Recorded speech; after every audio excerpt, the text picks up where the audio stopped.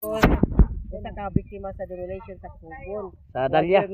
Sa Purok Dalya. Wadyo mi tami na kuha na punit baski. Kuha man na sin. Sa kahoy. Kahoy. Pultahan. Wadyo gihapon wa tanan. Pero pasalamat lang sa mga na jud ay tao jud ay nga maluoy na mo nga. Iya kita bangan. Mao na ning lugar. Lugar nice kayo. Overlooking. Overlooking din sa dagat. Nya hulugan ra tag 600. Hulugan ra 600 ang buwan. Ang buwan. Okay, di man sila ta makakugin mo ning asa bitag kwarta ni mga tao. Mapamatagain pa sila.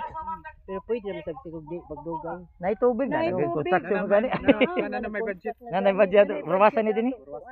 Orwasa. Pero pwede naman. Napoy barangay. Pwede na po madali. Duhang tubig di barangay ug Orwasa. Ang bayan. Unya nawa na gamay ang kasakit sa kasing-kasing. Pwede naman tayo magtoko dayo. Unya ang imong anak asa man na napunta imong anak ano? Aloy kayo to, ang taon sa kanang tumoy bitaw sa oxy sa Markin. Nya. Aloy kaayo, nya way tubig, way kuryente. Pila makatida sa iyang napalitin taon? Na ang kadida din taon niya, guba man. Ang 600 ang 100. 4,000 ra ang payag Oh, ang payag ra pero guba na. para lang makabalhin lang yun. Makabalhin lang yun sila kay gusto sila magsulong.